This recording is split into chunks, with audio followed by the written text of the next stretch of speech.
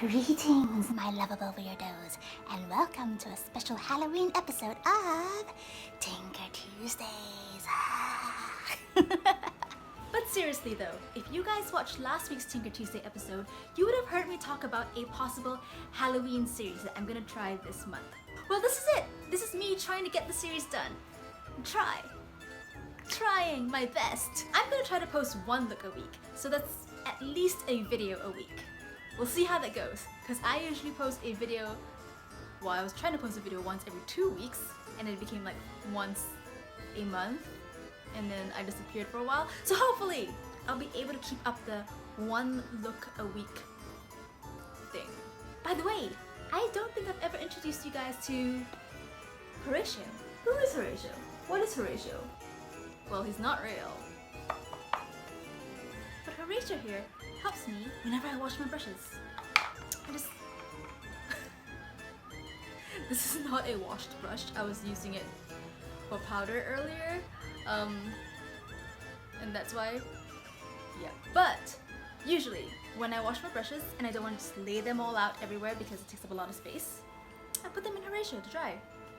So he's very helpful. Thank you, Horatio. Oh, what are we doing today? I am not doing a Mad Hatter look, even though that look has been suggested, and I said I was gonna finally get around to doing the suggestions that people have been suggesting. I've said suggested a lot. Okay, the only reason I am wearing this hat is because it goes with my Alice in Zombieland t-shirt. Look here. Alice? Zombie White Rabbit? Zombie Queen of Hearts? So, using our amazing deductive skills, we've deduced that I'm not being the Mad Hatter. I'm just wearing that because I'm wearing my Alice in Zombieland t-shirt. Can you guess what we're doing this week? That's right.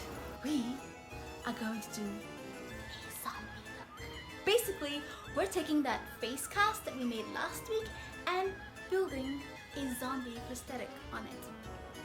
Actually, we're gonna make several prosthetics.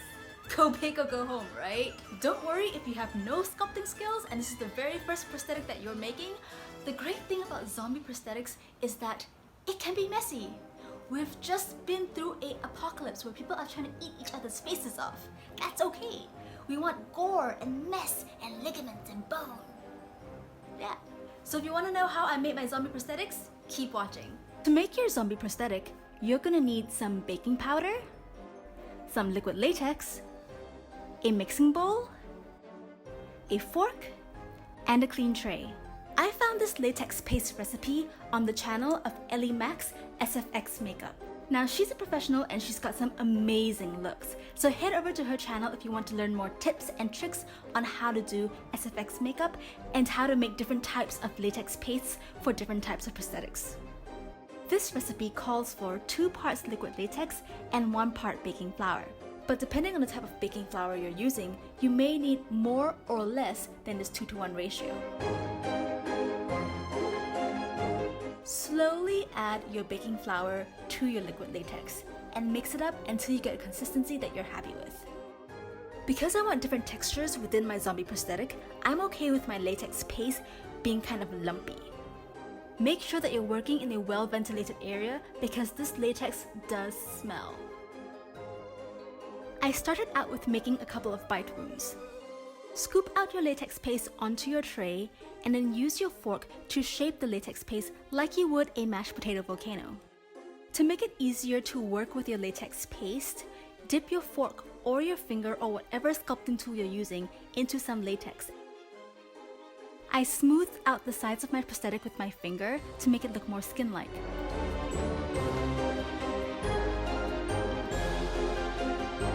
And then extended the edge by dipping my finger in more liquid latex and just spreading it out on the sides of the prosthetic.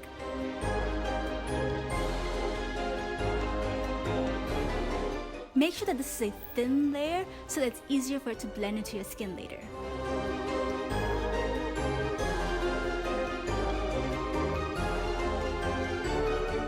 I felt that my first prosthetic was a bit too symmetrical and the sides of the wound were a bit too high to be realistic, So I tried to make the shape of my second prosthetic a bit more random. Like what you might get if zombie teeth were to bite into you and rip out your flesh. If you need to, go ahead and use a couple of reference pictures because those are always super helpful. If you've scooped out too much of your latex paste onto your tray, just go ahead and scoop it back out. The more random you are with shaping your prosthetic with your fork or sculpting tool, the more exciting textures you'll have within your prosthetic. Although this makes it a pain to paint later, it also makes your prosthetic look a lot more interesting.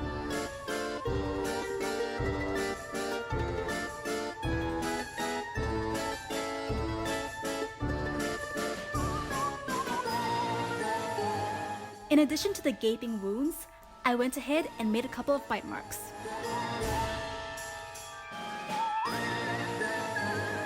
For the face, I wanted it to look like I had the bottom half of it ripped off.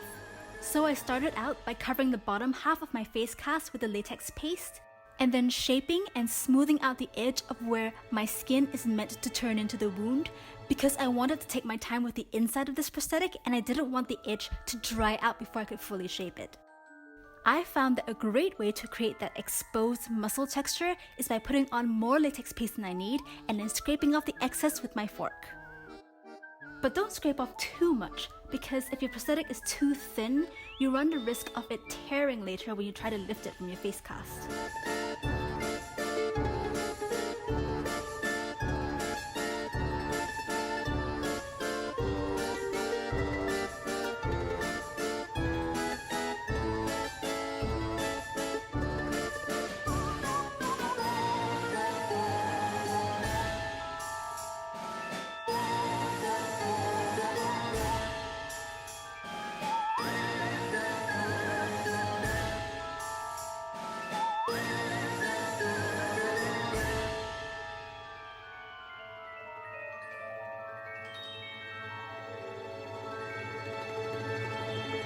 After leaving my prosthetics to dry for 24 hours, I took a big fluffy brush and powdered them down with baby powder.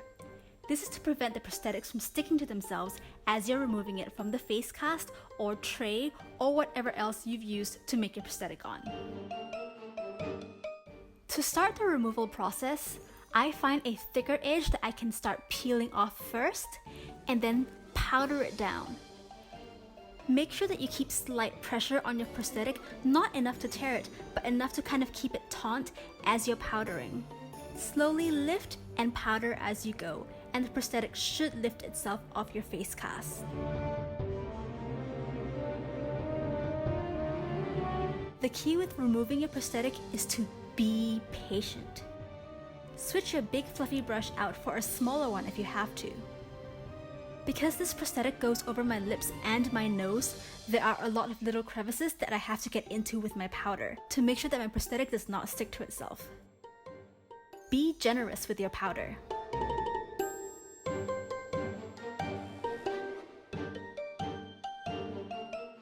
Do the exact same thing for all your prosthetics.